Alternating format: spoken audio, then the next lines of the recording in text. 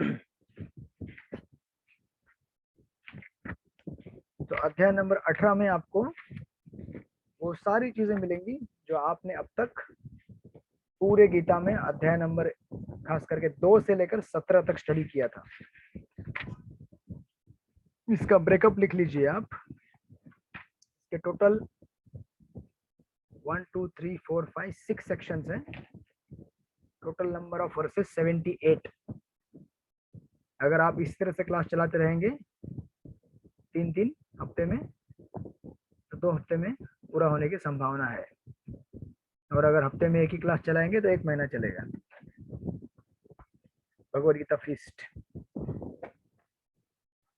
तो ये अध्याय टाइटल दिया है उपसंहार यानी कि कंक्लूजन, संन्यास की सिद्धि, परफेक्शन ऑफ रेनंसिएशन करके इंग्लिश में, संस्कृत में मोक्ष संन्यास योग, मोक्ष संन्यास योग। तो सबसे पहले सेक्शन है श्लोक नंबर 1 से लेकर 12 तक। उसमें बताएंगे आपको कर्मयोग के बारे में। कर्मयोग क्या होता है, कर्मयोग कैसे करते हैं, राइट। अभी आपको इस अध्याय को ठीक ठीक से समझने के लिए योगा लैडर को याद करना पड़ेगा। योगा लैडर याद है आपको? योगा लैडर, योग सीढ़ी, ट्रेडिशनल, प्रोग्रेसिव, एक्सप्रेस, 3 लेवल पे। तो योगा लैडर अगर याद रखेंगे तो ये चैप्टर फटाफट समझ में आएगा आपको। दिस इज 1 टू श्लोक नंबर 1 to 12। इसमें कर्मयोग के बारे में बताएंगे नाउ। उसके बाद श्लोक नंबर 13 से 17 और श्लोक नंबर 18 से 40, ये 2 भाग अलग अलग हैं लेकिन जुड़े हुए हैं। तो पहला लिख लीजिए 13 से 17। 13 से 17 में बताएंगे कि जो कर्मयोगी है, जो श्लोक नंबर 1 से 12 में जिसका वर्णन हुआ है, ये कर्मयोगी अपने आप को बंधन से कैसे दूर रखता है। तो कर्मयोगी का ज्ञान पार्ट 1 श्लोक नंबर 13 से 17, कर्मयोगी का ज्ञान पार्ट 2 श्लोक नंबर 18 से 40। तो 40 श्लोक तक आपको लेके जाएंगे कर्मयोग के परफेक्शन में, और जहां से उसका चालू हो जाएगा ज्ञान योग। योगा लैडर में आप स्टडी किए होंगे। योगा लैडर में आपने देखा है पहले कर्मकांड रहता है, फिर कर्मकांड से कर्मयोग चालू करता है। तो आपको यहाँ पे प्रभुपाद भगवान डायरेक्ट कर्मयोग से चालू कर रहे हैं विवेचन, क्योंकि कर्मकांड का ज्यादा गीता में उल्लेख करना नहीं है। किसका उल्लेख करना है? कर्मयोग का। तो कर्मयोगी का मानसिकता क्या है जिसकी वजह से वो अपने आप को इस भवबंधन से बचाता है। तो पार्ट 1 में आएगा 13 से 17, पार्ट 2 में आएगा 18 से 40। इन 2 सेक्शन में आप देखेंगे भगवत गीता के पहले 6 अध्याय और प्लस भगवत गीता के 13वें अध्याय से लेकर आगे जो फिलोसॉफिकल कंक्लूजन एनालिसिस सुनते आ रहे हैं ज्ञानी का, वो भी इसमें आएगा। तो 13 से 17 में खास करके भगवान बताएंगे 5 फैक्टर्स ऑफ एक्शन।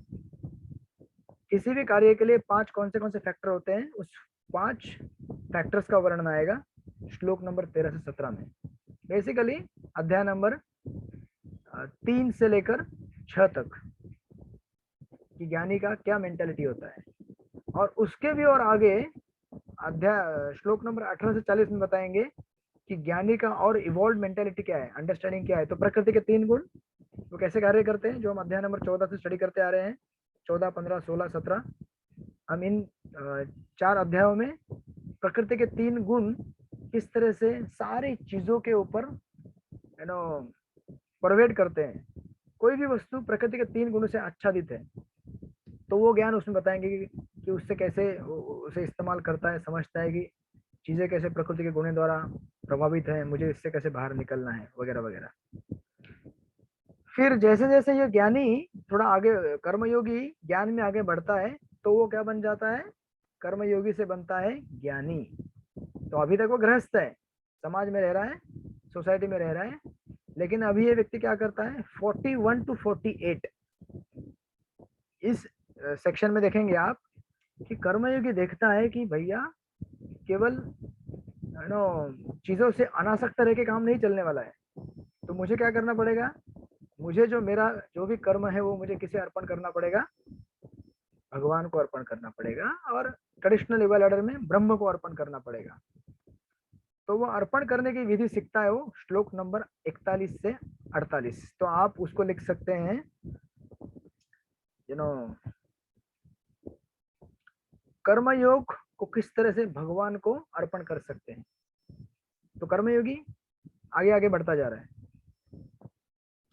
कर्मयोगी अपने कर्म को किस तरह से भगवान को अर्पण कर सकते हैं, श्लोक नंबर 41 से 48।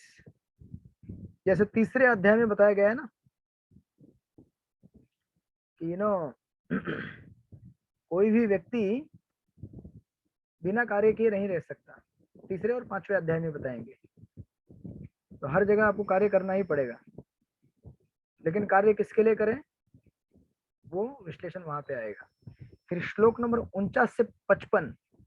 अभी ये व्यक्ति थोड़ा और मैच्योर होते जाएगा, पूर्ण होते जाएगा, और ये व्यक्ति क्या करेगा, ज्ञान में और प्रगत होने की वजह से ज्ञान योग का प्रैक्टिस करना चालू करेगा। यानी कि एक्टिव जो कर्म योग में था वहां से निकल के संन्यास लेना चालू कर देगा। ये मतलब जंगल में जाएगा, अष्टांग योग करेगा। वो श्लोक नंबर 49 से 55 में बताया गया है। और वहां देखेगा कि किस तरह से ज्ञान को भगवान में समर्पित कर सकते हैं। तो श्लोक नंबर 41 से 48 तक बताया कि कर्म को किस तरह से भगवान को अर्पण कर सकते हैं, और 49 से 55 किस तरह से ज्ञान को भगवान को अर्पण कर सकते हैं। आई होप आप लोग कंफ्यूज नहीं हो रहे, समझ रहे हैं। मैं आपको रिपीट करता हूँ वापस। श्लोक नंबर 1 से 12 कर्मयोगी के बारे में वर्णन आएगा। कर्मयोगी कौन है, क्या करता है, कैसे रहता है, किस तरह से मुक्ति प्राप्त करता है, इस कर्मयोगी की मेंटेलिटी क्या है, मानसिकता क्या है, इसको दो भागों में बताया गया है। श्लोक नंबर 13 से 17 भाग नंबर 1, श्लोक नंबर 18 से 40 भाग नंबर 2। कर्मयोगी मेंटेलिटी पार्ट 1 पार्ट 2। फिर ये कर्मयोगी धीरे धीरे क्या होता है, ज्ञान में अग्रसर होना चालू करता है 41 से 48 कि कर्म को किस तरह से भगवान को अर्पित करना चाहिए। फिर ये व्यक्ति ज्ञान में प्रविष्ट हो जाता है, और 49 से 55 में देखता है कि मुझे पूरी तरह रिनाउंस करना चाहिए अभी। तो वन में जाता है, अष्टांग योग का प्रैक्टिस करता है, और ज्ञान को कैसे भगवान में समर्पित करना ये सीखता है। अब ये सब आपने सीखा है पूरे भगवत गीता में, अब तक यही देखते आ रहे हैं आप, right, from beginning to end. उसके बाद लास्ट सेक्शन 56 टू 78, इसमें भक्ति योग का वर्णन आएगा। तो मोटा मोटी अगर आप देखेंगे तो श्लोक नंबर 41 से 48 में आएगा ज्ञान योग का वर्णन। सॉरी, श्लोक नंबर 13 से 17, 18 से 40 और 41 से 48 में आएगा कर्म योग का वर्णन, और 49 से 55 में आएगा ज्ञान योग का वर्णन, और 56 से 78 में आएगा भक्ति योग का वर्णन। तो आप देख रहे हैं ना, 3 सेक्शन गीता में है। कर्मयोग बताया गया है, ज्ञान बताया गया है, भक्ति बताया गया है। तो भगवान एक एक करके तीनों को बताएंगे। पहले कर्म के बारे में बताएंगे, फिर ज्ञान के बारे में, फिर भक्ति के बारे में। और इसी सेक्शन में 56 से 78 में भगवान बताएंगे कि अर्जुन तुमको ये सब इतना लंबा चौड़ा काम करने का जरूरत नहीं है। कर्म योगी बनो, फिर ज्ञान योगी बनो, फिर जंगल में जाओ ध्यान योगी बनो, अष्टांग योगी बनो, ये सब करने की जरूरत नहीं तुमको। तुम सीधे मेरी भक्ति करो। वो होता है एक्सप्रेस, एकदम डायरेक्ट लिफ्ट में बैठ के ऊपर चढ़े आओ। और वो बताएंगे 56 से 78 में भगवान बताएंगे अर्जुन को भक्ति योग के सेक्शन में। वही चीज जो आप गीता में 3 सेक्शन में पढ़ते आ रहे हैं। अध्याय नंबर 1 से 6 आपने कर्मयोग के बारे में सुना, अध्याय नंबर 13 से 18 17 आपने ज्ञान योग के बारे में सुना, और बीच के 6 अध्याय में आपने भक्ति योग के बारे में सुना। लेकिन ओवरऑल ये एनालिसिस है योगा लैडर का, कर्मयोग, ज्ञान योग, फिर भक्ति योग। लेकिन भगवान बोल रहे हैं ना तुमको कर्म करने की जरूरत है, ना तुमको ज्ञान करने की जरूरत है, डायरेक्ट भक्ति में आ जाओ। इसमें कर्म भी है, इसमें ज्ञान भी है, दोनों का समन्वय कैसे करने का ये बताएंगे भगवान भक्ति योग में। Okay, so let's start. Ready आप लोग, सब रेडी है कि नहीं है? हरे कृष्ण। थोड़े आप लोग थके हुए हैं क्योंकि कल भी क्लास हुई, आज भी हुई। तो कोई बात नहीं, ये थोड़ा टेस्ट मैच है हमारा, चलते जाएगा जब तक हम मैच नहीं जीतेंगे। तो कभी कभी मैच ड्रॉ भी होता है अगर आप ठीक से खेलेंगे नहीं तो, ठीक है ना? तो ओके, श्लोक नंबर 1 अध्याय नंबर 18। अर्जुन उवाच अर्जुनोवाच संन्यासस्य महाबाहो संन्यासस्य महाभावो तत्त्वम् इच्छामि वेदितुम् तत्त्वमिच्छामि वेदितुम् त्यागस्य च ऋषिकेश त्यागस्य च ऋषिकेश पृथक्केशि निषूदन। पृथक्केशि निषूदन। ओके, पढ़िए वंदना हो माता जी, इसका अनुवाद पढ़िए।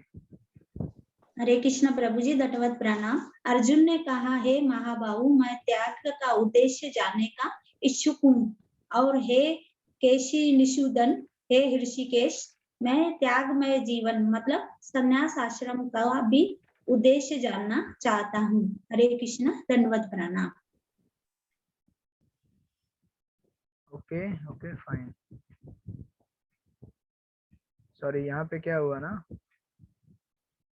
एक मैसेज आया था क्योंकि दूसरे ग्रुप का मैंने कुछ अलग चीज शेड्यूल किया था, मैं भूल गया।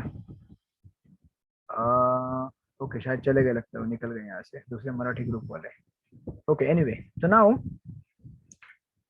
अभी देखिए, अभी आपको वापस आप बोलेंगे प्रभु जी अभी वापस कंफ्यूज कर रहे हैं हमको, इतना सब कुछ पढ़ाया, भगवत गीता पूरी हो गई और अभी आप बता रहे हैं कि त्याग का उद्देश्य जानने का इच्छुक हूँ।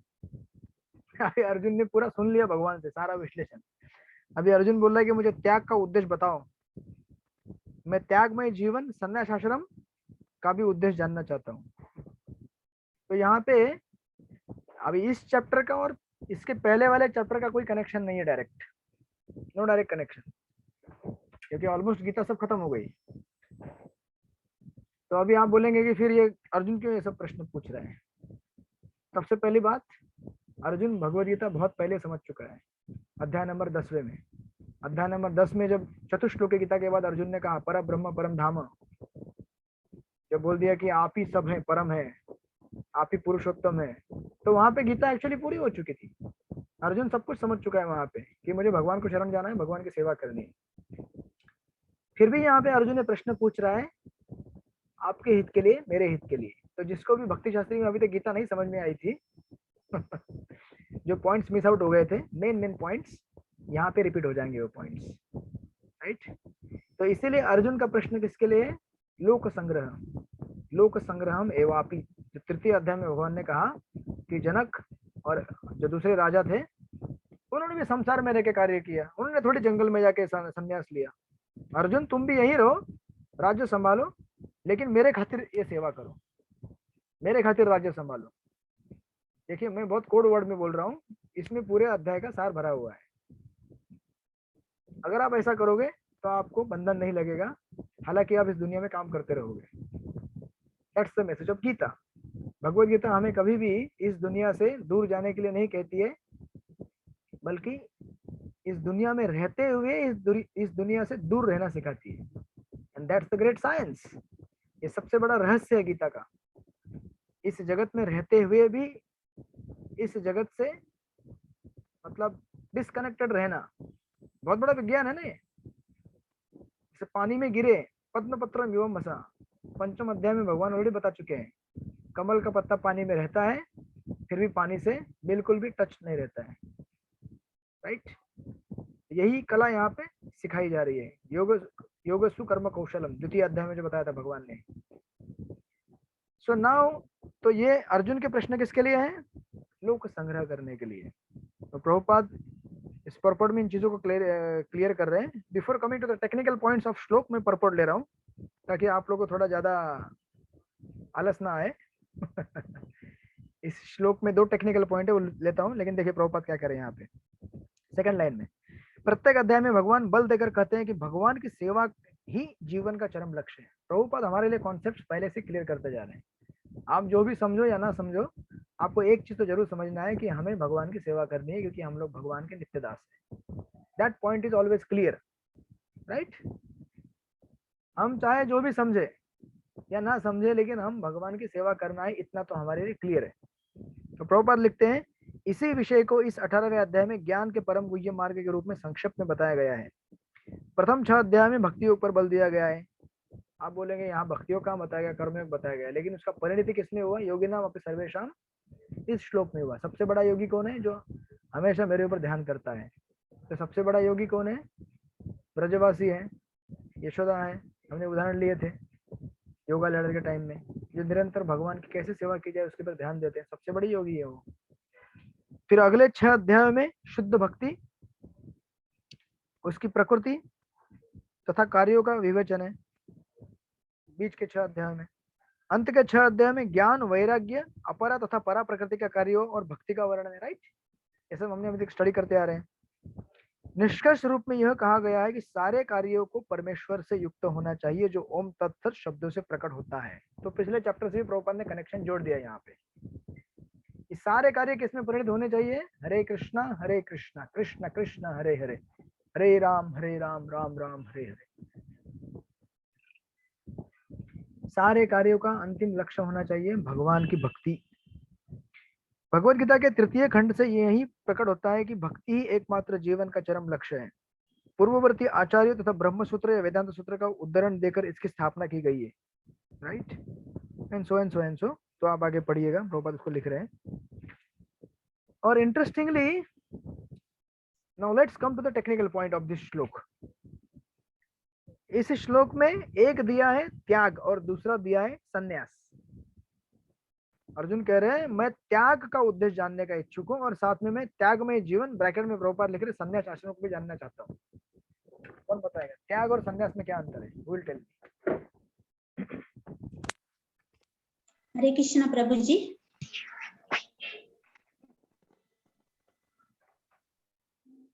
हरे कृष्ण प्रभु जी, धन्यवाद प्रणाम। हरे कृष्ण प्रभु जी, धन्यवाद प्रणाम। मैं कह सकती हूँ? हाँ, संन्यास मतलब भौतिक चीजों से दूर हो जाना, और त्याग मतलब फल की कर्म जो फल कर रहे हैं ना, कर्म करते हैं उसका फल की इच्छा ना रखना। Correct, yes correct, oh fantastic, बढ़िया। This is the main difference between sannyas and tyag. तो अभी होता क्या है, देखिए गीता का कंक्लूडिंग सेक्शन है। हमें घर, मतलब हम इस गेस्ट रूम में आए या जहां भी आए, गीता क्लास में आए, यहाँ से जाते जाते हमें मेन टेक होम मैसेज लेके जाना है।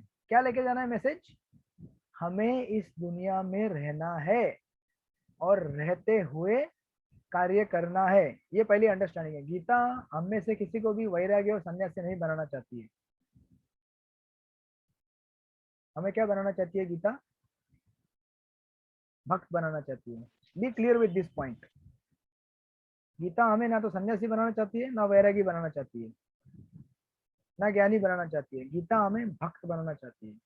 तो अभी भक्त बनने के लिए क्या करना पड़ेगा? भगवान की सेवा करनी पड़ेगी ना। भगवान की सेवा करने के लिए आपको शहरों में रहना पड़ेगा, ठीक है, फार्म हाउस में भी रहना पड़ेगा, फार्म हाउस में रहना।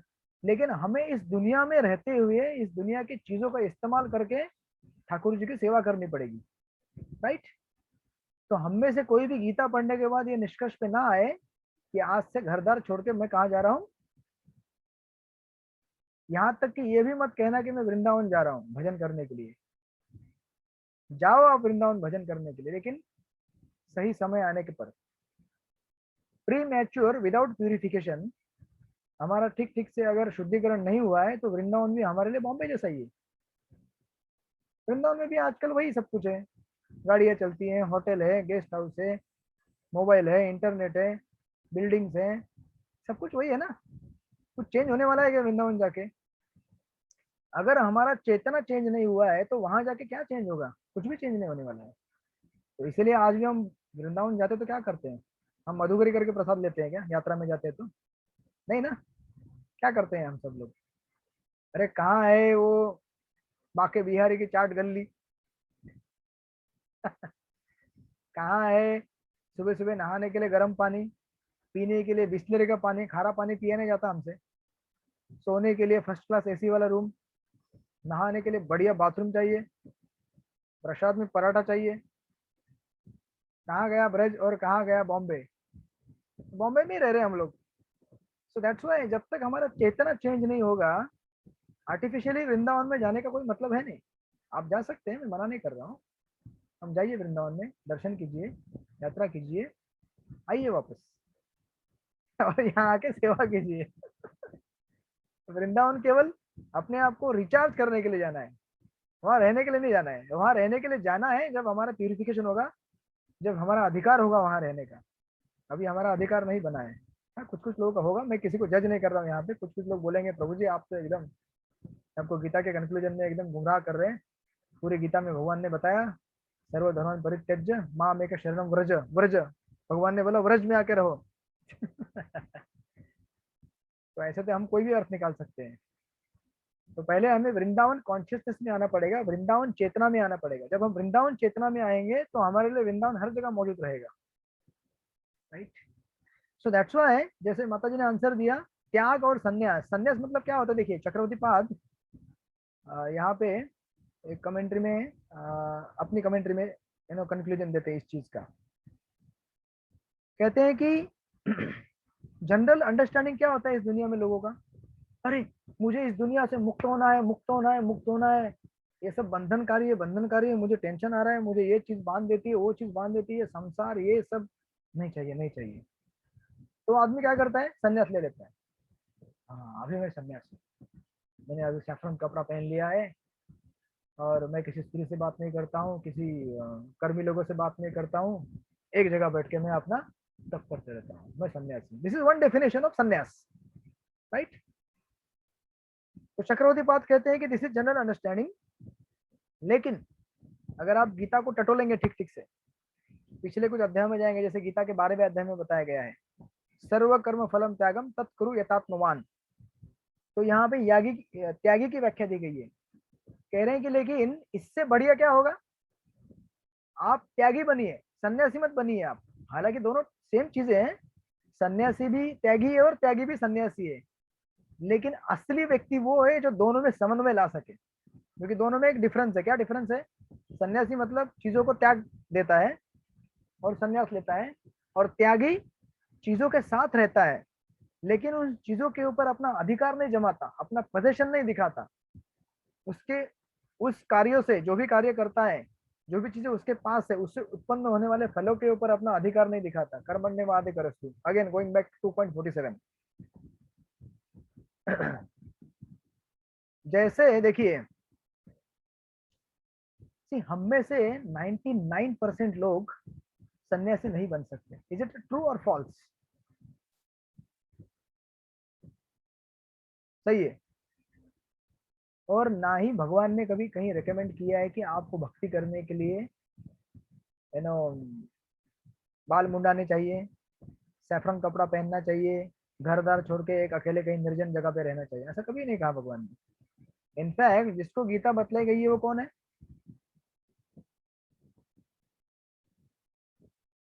ग्रस्त है प्रभु, ग्रस्त है प्रभु जी, ग्रस्त आश्रम में है, गृहस्थ आश्रम में। और केवल आपके जैसा नॉर्मल गृहस्थ नहीं है, क्षत्रिय, क्षत्रिय भी है, पूरा राज्य संभालने वाला गृहस्थ, मतलब पूरे नेशन को संभाल रहा है, राइट।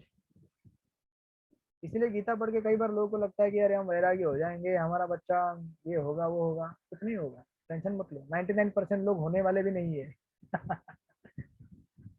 और भगवान ने बोला भी नहीं है होने के लिए आपको, नॉट अ क्राइटेरिया। अभी आप बोलेंगे प्रभु जी आप क्यों हुए फिर? तो मैं कभी नहीं कहा कि मैं वैरागी हो गया, मैं सन्यासी हो गया। हम लोग भी आपके साथ ही है, बस हमारे अपने अपने कंफर्ट के हिसाब से किसी ने कुछ जगह चूज की है। मैंने अभी टेंपल में रहना चूज किया है, आपने घर में रहना चूज किया, हमारा अपना अपना कंफर्ट है, right. Prabhu ji sorry to disturb you, Yes. मैंने ज्यादातर जो कथा में देखा है ना, गृहस्थ को जल्दी भगवान मिलते हैं, वो गृहस्थी में रह के भगवान को इतने अच्छे से करते हैं। मैंने मतलब सन्यासी और मुनियों को तो इतना नहीं करे रेकमेंड ये देखा, लेकिन गृहस्थ को भगवान पहले मिलते हैं। करेक्ट। भागवत में जितने भी उदाहरण है सब किसके उदाहरण है? बड़े बड़े जो महान भक्त भगवान के हैं, परीक्षित महाराज, फर्स्ट कैंटो, राजा महाराजा लोग हैं, राजा महाराजा बड़े लोग, भक्त हैं। या फिर नॉर्मल गृहस्थी वाले लोग। भागवत के 11वें स्कंद में बहुलाश्व और श्रुतदेव दोनों का वर्णन आता है, एक राजा और एक सिंपल ब्राह्मण, राइट, सुदामा ब्राह्मण, राइट। तो चाहे राजा हो या रंक हो, भगवान की भक्ति करेगा, जगत से मुक्त हो जाएगा।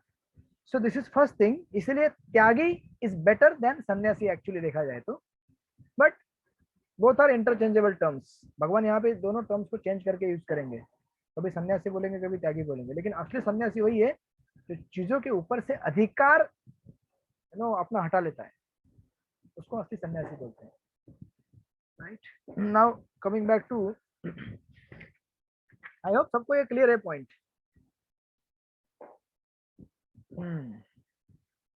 आज कुछ उपस्थिति कम है क्योंकि लोग थके हुए लग रहे हैं मेरे को, बट डोंट वरी।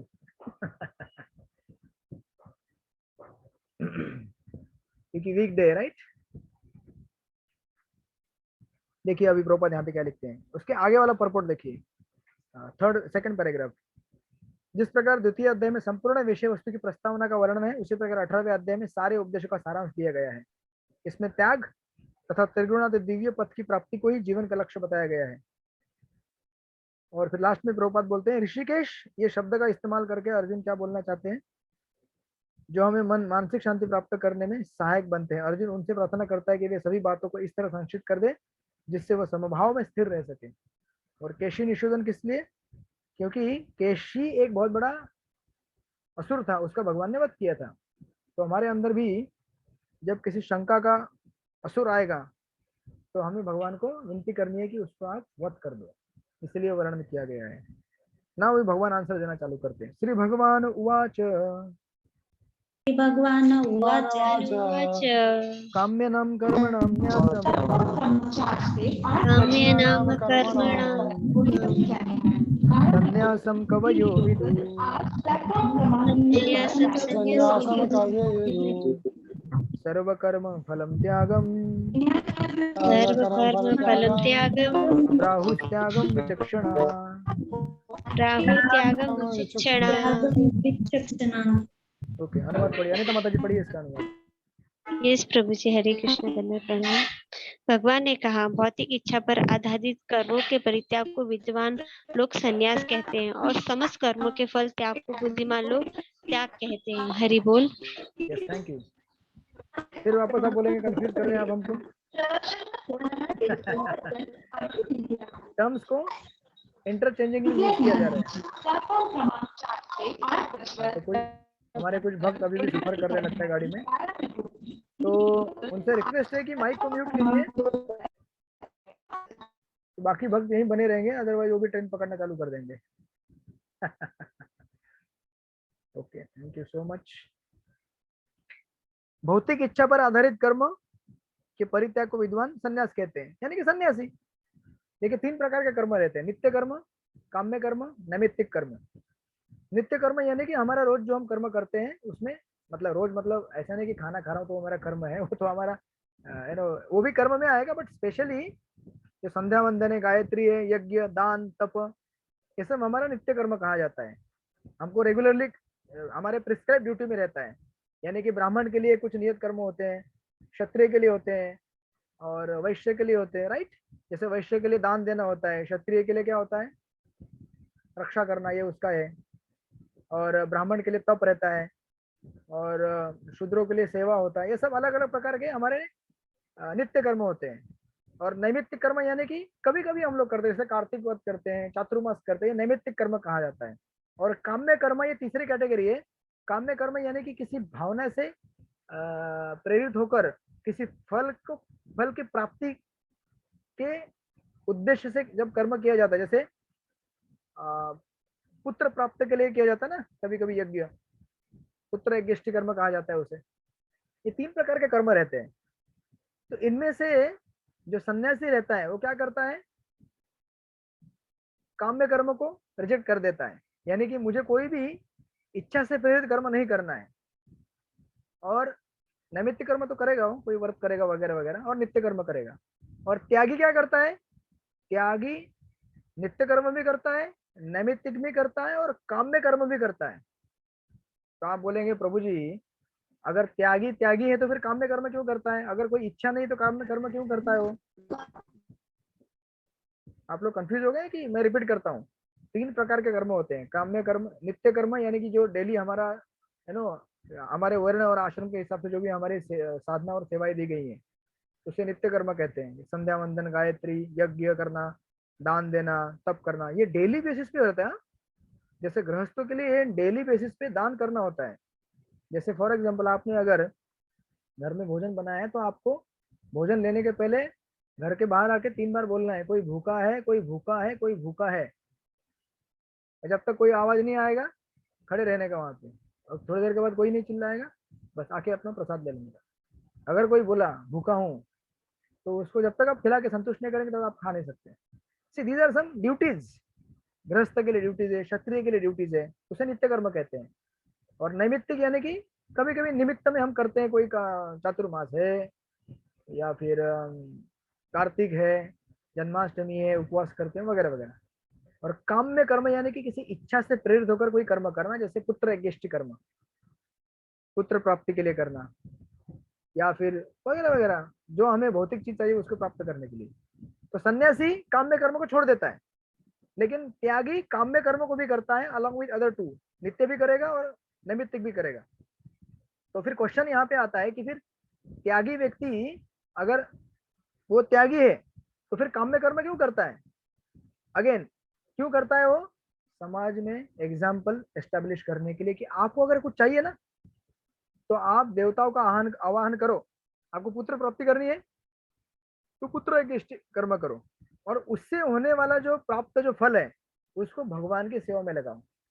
जैसे विवाह यज्ञ होता है, प्रभुपाद इस परपट में देंगे शायद, आई थिंक नो, नहीं आगे वाले किसी परपट में देते हैं, यहाँ में नहीं दे रहे, 5वें श्लोक में देंगे। तो इसका मेन क्रक्स क्या है देखिए, ये आपको समझाने के लिए दे रहे हैं ये उदाहरण कि त्यागी व्यक्ति, देखिए दो यहाँ पे टर्म अलग अलग हैं, सन्यासी अलग टर्म है, त्यागी अलग है, हालांकि दोनों सेम है लेकिन दोनों में डिफरेंस भी है। आई होप आप दोनों ये टर्म समझ नहीं आ रहे हैं आप लोगों को, त्यागी और सन्यासी। तो त्यागी व्यक्ति इस जगत में रहते हुए इस जगत के कार्य करता है, विवाह करता है, पुत्र उत्पन्न करता है, बिजनेस चलाता है, घर बनाता है, पशु पक्षियों को पालन करता है, पूर्व जमाने में, अभी गाड़ियां हैं उसके जगह पे, बैंक बैलेंस रख, सब कुछ करता है, लेकिन इन सब चीजों को करते हुए इमोशनली इन्वॉल्व नहीं होता उन चीजों में। आप समझ रहे हैं? आप ट्रेन में भी जाते हैं, अभी ट्रेन का आवाज आ रहा था किसी का, but he is not emotionally involve with other passengers. Train में जो दूसरे पैसेंजर है ना, उनके साथ इमोशनली इन्वॉल्व नहीं हो, बस उनके साथ में सफर कर रहे हैं। वैसे ही ये सब देखिए, ये अभी first section is Karmayogi section. तो कर्मयोगी उसमें ज्ञान का एलिमेंट है।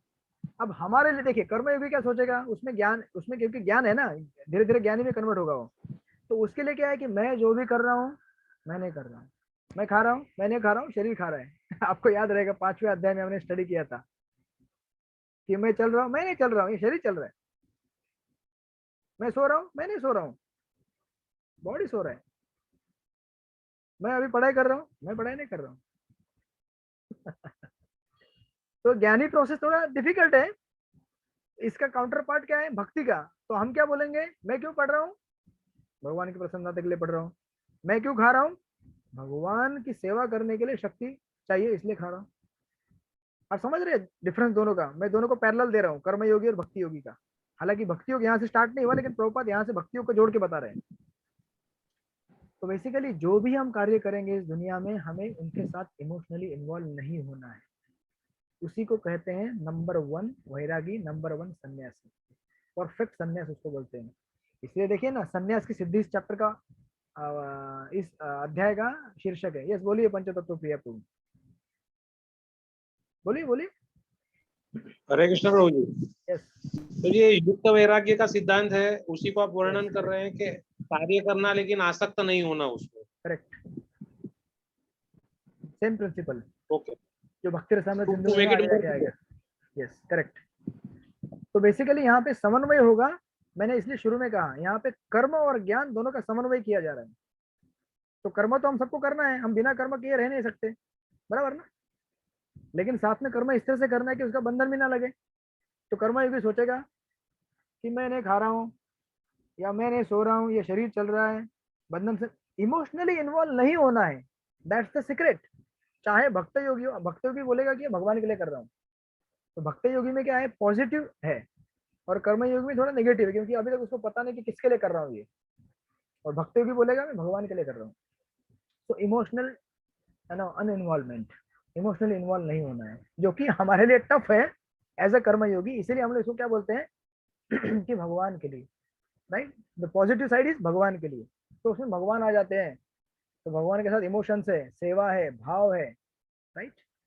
This is the whole thing. Now जैसे आपने इसका एक आइडियल एग्जांपल रहेगा, चैतन्य चरितमृत में एक उदाहरण है रामानंद राय का। रामानंद राय जगन्नाथ की सेवा के लिए देवदासियों का सेवा करते थे। देवदासी मतलब युवा अवस्था की स्त्रियां हैं, स्त्रियां नहीं बोलेंगे उनको, लड़कियां, यंग लड़कियां, उनको नहलाना, उनको बॉडी मसाज कराना, उनको भगवान के लिए डांस कैसे करना सिखाना। कौन करेगा ये सब?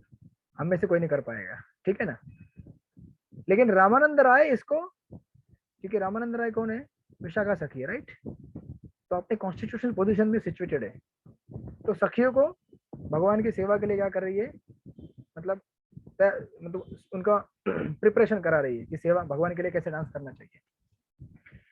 तो फिजिकली देखा जाए तो उनके बॉडीज को टच कर रही है, उनको तेल लगा रही है, नहला रही है, लेकिन इमोशनली बिल्कुल भी इन्वॉल्व नहीं है। इमोशनल में मन में क्या सोच रहे हैं, जगन्नाथ को कैसे प्रसन्न, कैसे भगवान के लिए डांस करेंगे, ये कैसे। अभी ये देखिए, जैसे हम भगवान के लिए भोग बनाते हैं, तो हमें इमोशनली इन्वॉल्व नहीं होना है किसमें जो भी हम बनाते हैं उसको ये सोचना है कि ये किसके लिए है, ठाकुर जी के लिए। तो हमें ये नहीं सोचना है कि अरे ये एकदम थोड़ा बढ़िया बनना चाहिए, थोड़ा नमक, एकदम परफेक्ट तेल, फ्राइंग। तो ऐसा करेंगे तो क्या हो जाएगा, हमारा इमोशनल उसमें इन्वॉल्व हो जाएगा नेगेटिव साइड से। और इसका पॉजिटिव साइड क्या है कि ये किसके लिए बनाया गया है, भगवान के लिए बनाया गया है। आप लोग समझ रहे हैं एग्जाम्पल को? नहीं समझ रहे? इसको कहते हैं त्यागी। हाँ, इसको कहते हैं त्यागी या परफेक्ट सन्यासी।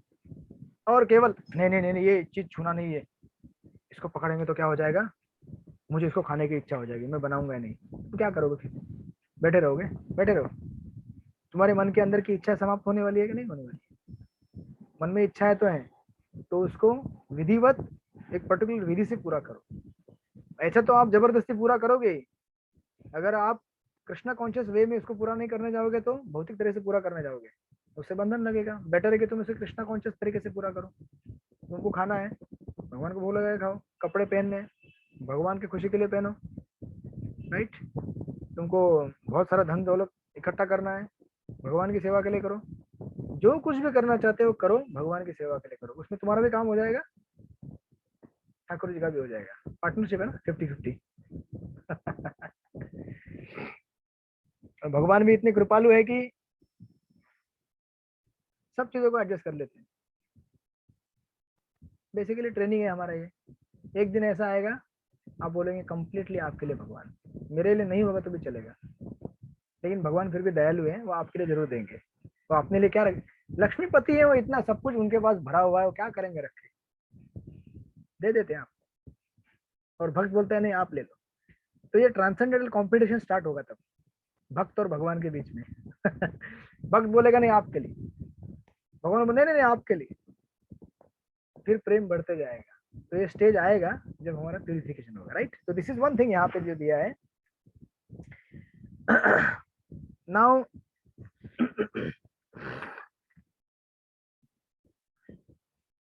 अभी इसी को थोड़ा आगे बढ़ते हैं। श्लोक नंबर हमने कितना किया, 2 किया, राइट। तो प्रभुपाद लिख रहे हैं कर्म फल की आकांक्षा से किए गए कर्म का त्याग करना चाहिए। इसलिए कर्म फल की आकांक्षा से कभी भी हमें कर्म नहीं करना चाहिए, क्योंकि बंधन का कारण है ना वो, फल की अपेक्षा से करने वाला। यही भगवत गीता का उपदेश है। लेकिन जिन कर्मों से उच्च आध्यात्मिक ज्ञान प्राप्त हो उनका परित्याग नहीं करना चाहिए, जैसे यज्ञ दान तप क्रिया जो शुद्धि। इसलिए देखिए नेक्स्ट श्लोक, त्याज्यम दोष विदित्य के त्याज्यम दोषम दोषवत् इति एके कर्म प्राहुर्मनीषिणा कर्म प्राहु मनीषिणा यज्ञ दान तप कर्म यज्ञदान तप कर्म तपः कर्म न त्याज्यम चापरे। न त्याज्यम इति पढ़िए राधेश प्रभु, इसका अनुवाद पढ़िए।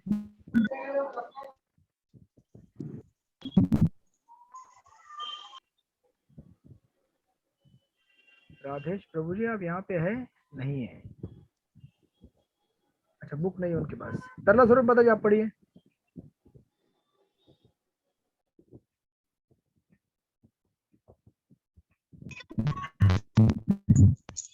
कुछ विधान रचित होते हैं कि समस्त प्रकार के संस्कार, किंतु अन्य विद्यान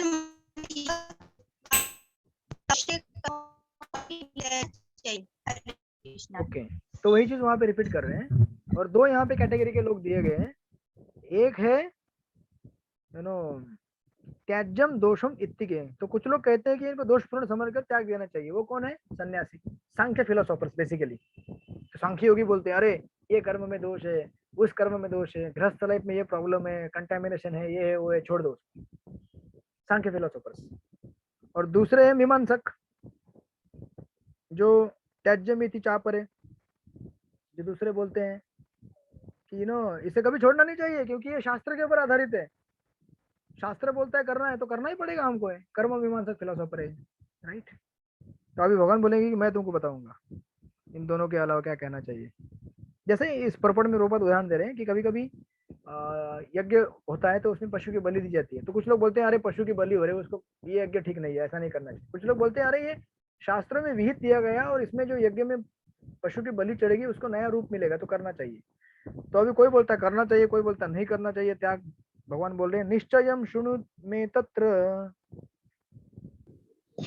निश्चयं शृणु मे तत्र त्यागे भरत सत्तमा, भरत सततम, त्यागो ही पुरुष व्याघ्र, त्यागे ही अग्रे त्रिविध संकीर्तित। त्रिविध संप्रकीर्तित। अनुराधा माता जी आप पढ़िए इसका अनुवाद। हरे कृष्णा प्रभु जी, दंडवत प्रणाम। हे भरत श्रेष्ठ, अब त्याग के विषय में मेरा निर्णय सुनो। हे नर शार्दूल, शास्त्रों में त्याग 3 तरह का बताया गया है। हरे कृष्णा। यस, तो अभी भगवान बोलेंगे तुमने तो ठीक है ये ऐसा बोलता है वो वैसा बोलता है, अभी मेरा सुनो मैं क्या कहता हूँ। और प्रभुपाद लिख रहे हैं यहाँ पर भगवान तीसरे लाइन में लिख रहे हैं यहाँ पर भगवान साक्षात उपस्थित हैं, अतएव उनके वचनों को अंतिम मान लेना चाहिए। भगवान कहते हैं कि भौतिक प्रकृति के 3 गुणों में से जिस गुण में त्याग किया जाता है उसी के अनुसार त्याग का प्रकार समझना चाहिए, या तो सात्विक, राजसिक, तामसिक। अभी तक दिव्य नहीं हुआ वो। तो भगवान बोलते हैं 5वें श्लोक में यज्ञ दान तप कर्म, यज्ञ दान तप कर्म न त्याज्यम कार्यमेव तत्, कार्यमेव तत्, यज्ञोदानं तपश्चैव एव पावनानि मनीषिणाम्। मनीषिणाम्। पंचतत्व प्रिया प्रभु पढ़िए इसका अनुवाद।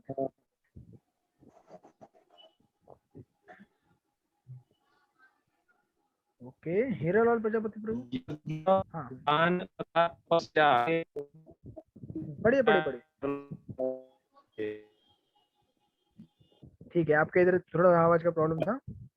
यज्ञ दान तथा तपस्या के कर्मों का कभी परित्याग नहीं करना चाहिए, उन्हें अवश्य संपन्न करना चाहिए। निसंदेह यज्ञ दान तथा तपस्या महात्माओं को भी शुद्ध बनाते हैं। सोचिए अगर ये चीजें महात्मा को शुद्ध बनाते तो हमें क्या, हमें इसको कभी छोड़ना चाहिए क्या? महात्मा पहले से शुद्ध होते हैं फिर भी उनको रेकमेंड किया गया है कि आप यज्ञ दान तब कभी छोड़ो मत। तो फिर what to speak of us, हम जैसे सामान्य आदमियों के लिए तो करना ही है, कंपलसरी है, कभी भी यज्ञ दान तब नहीं छोड़ना है हमें, राइट। अब देखिए एक शब्द का यहाँ पे इस्तेमाल किया गया मनीषिना। मनीषिना मतलब जिन्होंने अपने मन के ऊपर कंट्रोल किया है, मनीषिना, राइट। नाउ इंटरेस्टिंगली इसी परपोर्ट में देखिए, आप देखेंगे प्रभुपाद ने यहाँ पे जो मैं पिछली बार बता रहा था कि विवाह यज्ञ के बारे में बता रहे हैं। अब एक चीज है कि कभी भी कोई व्यक्ति नहीं बोल सकता कि मैं पूरी तरह शुद्ध हो गया, चाहे वो कितने भी बड़े ऑर्डर में जाए सन्यास के, राइट। ऐसा बोलना मतलब अशुद्धि है उसके अंदर ऐसा बोलना और ऐसे अंडरस्टैंडिंग आना ही अशुद्धि का लक्षण है। तो इसीलिए सबके लिए कंपलसरी है और खास करके सामान्य आदमियों के लिए। और अगर आप समझो 100% प्यूरिफाई रहेंगे, 100 नहीं बोल सकता अभी, ठीक है 95%, अगर आप यज्ञ तो करेंगे तो आप और थोड़ा प्यूरिफाई हो जाएंगे। और प्यूरिफाई होने के बाद भी आप इसको करते रहेंगे और प्यूरिफाई होते रहेंगे, तो आपका प्यूरिफिकेशन का लेवल बढ़ते जाएगा, राइट। और दूसरी चीज, जैसे प्रभुपाद यहाँ पे लिख रहे हैं, योगी को चाहिए कि मानव समाज की उन्नति के लिए कर्म करे। योगी को केवल खुद के लिए नहीं जीना चाहिए, दैट इज रियल योगी। प्रभुपाद लिख रहे हैं मनुष्य को आध्यात्मिक जीवन तक ऊपर उठाने के लिए अनेक संस्कार हैं। उदाहरणार्थ विवाह 100 का एक यज्ञ माना जाता है, यह विवाह यज्ञ कहलाता है। क्या एक सन्यासी जिसने अपने पारिवारिक संबंध त्याग कर संन्यास ग्रहण कर लिया है विवाह उत्सव को प्रोत्साहन दे? क्यों विवाह को प्रोत्साहन दे? वो अगर वो खुद जानता है कि इसमें दोष है, तो फिर भी वो क्यों बोल रहा है कि आप इसको करो, विवाह यज्ञ करो? क्यों बोल रहे हो? तो पर लिखते हैं आगे, भगवान कहते हैं कि कोई भी यज्ञ जो मानव कल्याण के लिए हो उसका कभी भी परित्याग न करे। विवाह यज्ञ मानव मन को संयमित करने के लिए है, जिससे आध्यात्मिक प्रगति करने के लिए वह शांत बन सके। सन्यासी को कभी भी चाहिए कि इस विवाह यज्ञ की संस्कृति अधिकांश मनुष्य के लिए करे। अब खुद प्रभुपाद के जीवन में हम देखेंगे, खुद प्रभुपाद ने अपने बहुत सारे डिसाइपल्स की शादियां रचाई थी। इतिहास में शायद पहले ऐसे सन्यासी बने होंगे वो। इसको कहते हैं परफेक्ट समन्वय ऑफ कर्म एंड ज्ञान। कर्म करना है आपको, और 99.995% लोग कर्म ही करेंगे, त्याग नहीं कर पाएंगे वो। और एक्चुअली त्याग भी नहीं करना है, क्योंकि आपको त्याग करने के लिए दुनिया में है क्या? आपका क्या है इस दुनिया में? प्रभुपाद बोलते हैं कि जो भी है सब भगवान कहते हैं, क्या त्याग करोगे आप? तो आपको क्या त्याग करना है? अहंकार त्याग करना है कि ये मेरा है, ठीक है ना, ये मेरा है, ये मेरे लिए है। इस अहंकार को त्याग करना एक्चुअल संन्यास माना जाता है। और ये जितने भी रिचुअल्स हैं, यज्ञ है, दान, तप, क्रिया, सब देखिए, अगर आप बोलेंगे कि मैं भक्त हूँ भगवान का, मैं बड़ा भक्त हूँ, अरे भक्त हो तो फिर आप उसको एक्सप्रेस कैसे करोगे? उसको एक्सप्रेस करने के लिए कोई तरीका होना चाहिए ना। तो इसलिए मंदिर में जाते तो हाथ जोड़ते भगवान के सामने, दंडवत, ये सब रिचुअल्स है, राइट? है तो रिचुअल, लेकिन ये तरीका है एक्सप्रेस करने का कि मैं आपसे प्रेम करता हूँ। उसी तरह से हम भगवान से प्रेम करते हैं, तो भगवान को एक्सप्रेस करने के तरीके सेवा कीजिए। ऐसा नहीं कि केवल मैं हरे कृष्ण जप करता हूँ तो मैं बड़ा भक्त हूँ। तो आप हैं, हम मना थोड़ी कर रहे हैं। तो आपकी परीक्षा भी की जाएगी कि आप सेवा करना चाहते कि नहीं चाहते हैं। तो आप बोलेंगे नहीं नहीं, जप करने में बहुत मजा आता है, सेवा करने में नहीं आता है, तो आपने अभी तक भक्ति समझी नहीं है। या फिर कोई बोलेगा नहीं, सेवा करने में बहुत बड़ा मजा आता है, जपा करने में आनंद नहीं आता है, तो भी वो इम्परफेक्ट है, राइट? हमें दोनों को साथ में लेके जाना चाहिए, और अल्टीमेटली इन वन जब हम भगवान को प्राप्त करेंगे तो हमें सेवा ही करना है। नाम भी एक सेवा ही है, नाम जब भी एक सेवा है। हरे कृष्णा कृष्ण कृष्ण हरे हरे, हरे राम राम राम हरे हरे। लेकिन उसका मिसअंडरस्टैंडिंग नहीं होना चाहिए हमको। इसीलिए अगर हमारा हृदय के अंदर कुछ इमोशन है तो उसको एक्सप्रेस हम करते हैं कुछ रिचुअल्स के मार्फत से। जैसे यहाँ पे दिया है सन्यासी को क्या करना चाहिए, खुद अगर स्त्री ना रखे, लेकिन दूसरों को अगर उस स्तर में है वो, तो उनको एलिवेट करना चाहिए उस स्तर से। प्रभुपाद लिख रहे हैं कि सारे यज्ञ परमेश्वर की प्राप्ति के लिए, अतएव निम्न स्तर अवस्थाओं में यज्ञों का परित्याग नहीं करना चाहिए। इसी प्रकार दान हृदय की शुद्धि के लिए है। यदि दान सुपात्र को दिया जाता है तो उससे आध्यात्मिक जीवन में प्रगति हो सकती है। इसका वर्णन पहले ही हो चुका है। और इंटरेस्टिंगली जब आप विवाह यज्ञ करोगे, सी बहुत सारे लोगों को ये रहता है कि भौतिक जीवन का हमें सुख लेना चाहिए, राइट? बिना भौतिक जीवन का सुख लिए संन्यास नहीं हो सकता। तो ठीक है ना, अगर आपको टेस्ट करना है तब टेस्ट कीजिए, आप विवाह कीजिए, विवाह यज्ञ कीजिए, तो आपको मालूम पड़ेगा कि भौतिक जीवन में कितना सुख है। तो आपको मैं मतलब आप बोलेंगे प्रभु जी आपको कैसे पता, आप तो एक्सपीरियंस, आपने तो शादी नहीं की है। हम गृहस्थों से पूछिए ना कि क्या एक्सपीरियंस है मैरिड लाइफ का, उसमें क्या आनंद है, राइट? तो हमारा पहले एक फैंटेसी रहता है कि भौतिक जीवन में ऐसे जिएंगे, ऐसे रहेंगे, ऐसे मजा करेंगे, ये खाएंगे, वो खाएंगे। बाद में बोलते हैं अरे भाई 2-3 टाइम का प्रसाद मिले ना बेसिक तो भी बहुत बढ़िया होगा, पराठा नहीं मिलेगा तो भी चलेगा। कपड़े इस्त्री नहीं हो तो भी चलेगा, धुल के आएंगे तो चलेगा, अच्छा बढ़िया है। झाड़ू पोछा नहीं होगा तो भी चलेगा, बस चिल्लम चिल्ली नहीं करना चाहिए। तो बेसिकली हमारा एक आइडिया रहता है, एक और आइडिया क्या होता है, मन के अंदर ही होता है कि मैं ऐसा करूंगा तो आनंद आएगा। तो ये हमारा फैंटेसी, ये जो हमारा बबल रहता है ना, वो ब्रह्मचारी के लिए भी, गृहस्थ के लिए भी। ब्रह्मचारी भी सोचता है मैं मंदिर में जाऊंगा, ऐसे रहूंगा, वैसे रहूंगा, लोग मुझे सैल्यूट करेंगे, दान देंगे, नमस्कार करेंगे, वो बबल वहां भी भ्रष्ट हो जाता है।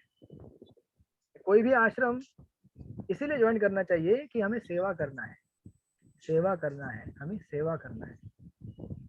इसके लिए अहंकार को दूर करना पड़ता है, नम्र होना पड़ता है। और जब हम ऐसे हो जाएंगे तो हम भगवान को भी स्वीकार कर सकते हैं। तो कोई भी आश्रम अगर एंजॉयमेंट मेंटेलिटी से अगर ज्वाइन किया जाए तो दुनिया का सबसे फ्रस्ट्रेटेड आदमी वो बन जाएगा, नंबर 1 फ्रस्ट्रेटेड आदमी। और इसको जो रहता है ना, तेल में आग में तेल डालने का काम कौन करता है? हमारा सोशल मीडिया। आप सेटिस्फाइड नहीं हो लाइफ में, ये जो है ना आपके साथ पार्टनर, ये आपको आनंद नहीं दे पाता है, शायद दूसरा दे पाएगा। Try this. तो ये भ्रम पैदा करने का काम ये सब लोग करते हैं, तो हमें इससे बचना चाहिए। सी आजकल बहुत सारे गृहस्थ सेटिस्फाइड क्यों नहीं है, या फिर ब्रह्मचारी भी क्यों ऐसे एक टाइम में सोचते हैं कि अरे ब्रह्मचारी लाइफ में 10 हो गया, साल हो गया, 20 हो गया, 25, मुझे भी गृहस्थ बन जाना चाहिए। या फिर गृहस्थ सोचता है कि अरे बहुत गृहस्थी हो गया, इसमें कुछ आनंद नहीं है, मुझे और कुछ करना चाहिए। ये सब डिससेटिस्फैक्शन प्रोड्यूस करने का काम किसका है?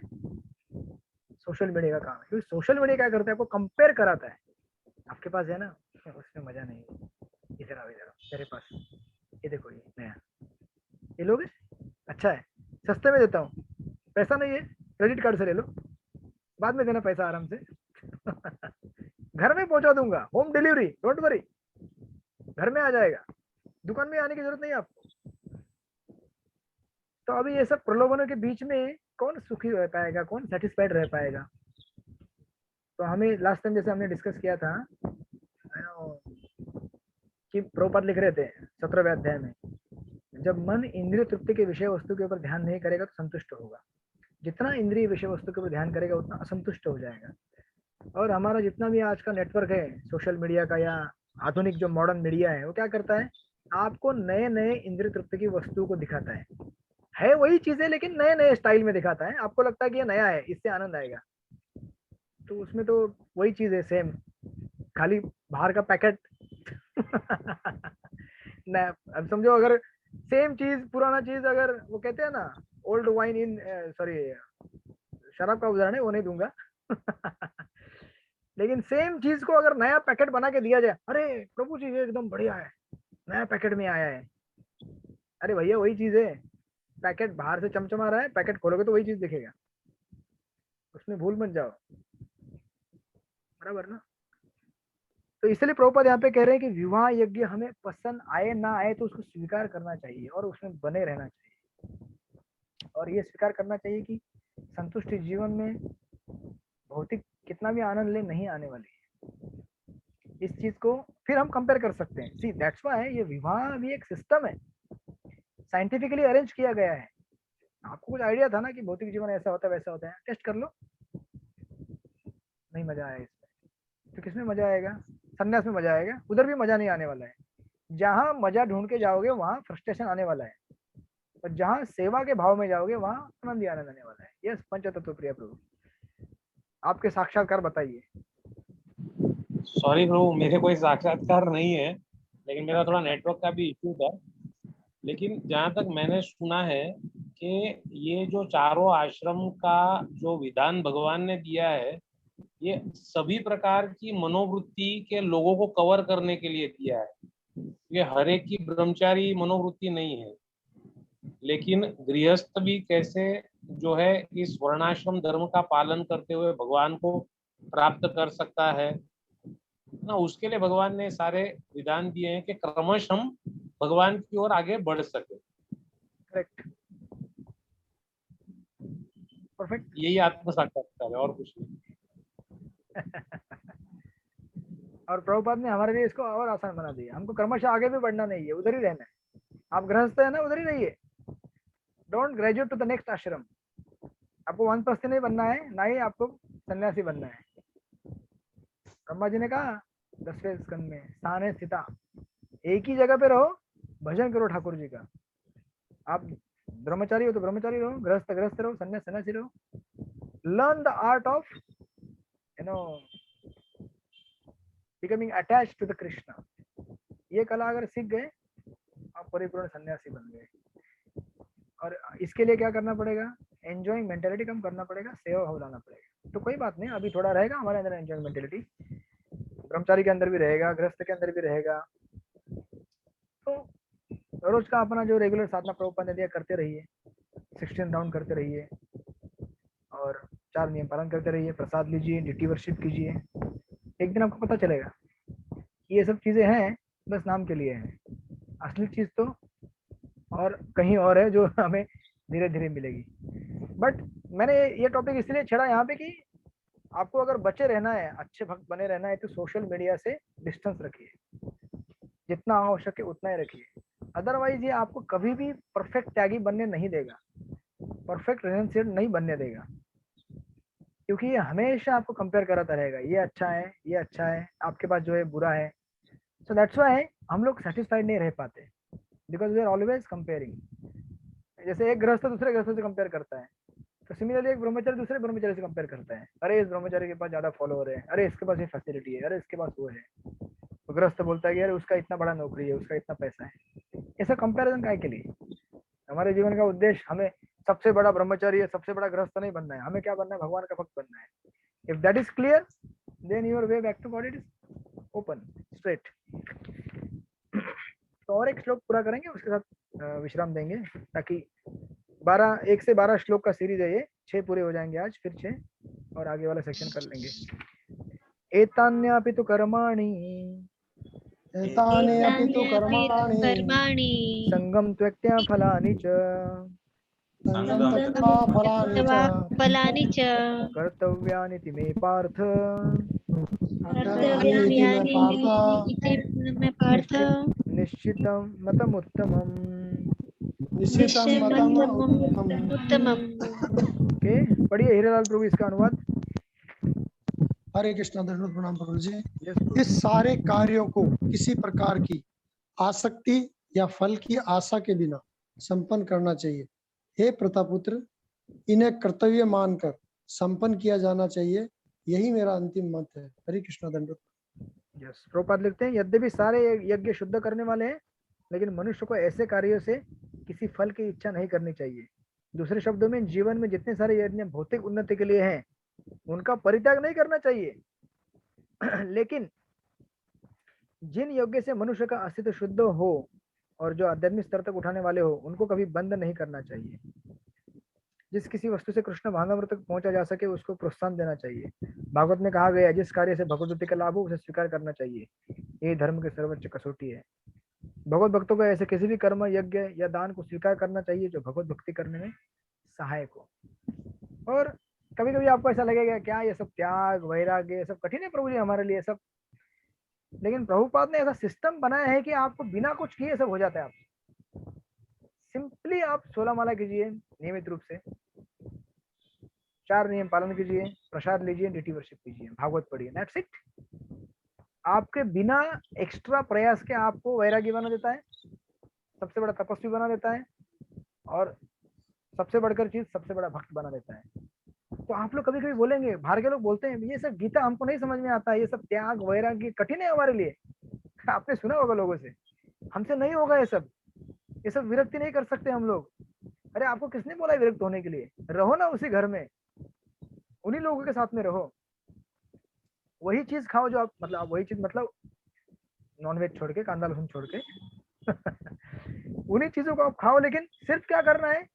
सिंपल ऑफरिंग करो, हो गया, प्रसाद रेडी। क्लास के बाद महाप्रसाद गोविंद है। कुछ आप मुझे बताइए, आप इस्कॉन में थे और इस्कॉन के पहले कुछ चेंज हुआ आपके लाइफ में ज्यादा? क्या चेंज हुआ ज्यादा? आई मीन टू से कि आपका घर चेंज हुआ क्या? आपके घर के बर्तन चेंज हुए, आपका एसी चेंज हुआ, फ्रिज चेंज हुआ, आपका मोबाइल चेंज हुआ, आपके कपड़े चेंज हो गए, क्या चेंज हुआ आपका? आपका चेतना चेंज हो गया। कुछ चेंज हुआ, बहुत कुछ चेंज हुआ इस्कॉन में आने के बाद। अरे यस माता जी, सब कुछ चेंज हुआ, लेकिन सबसे इम्पोर्टेंट है हमारा चेतना चेंज हुआ।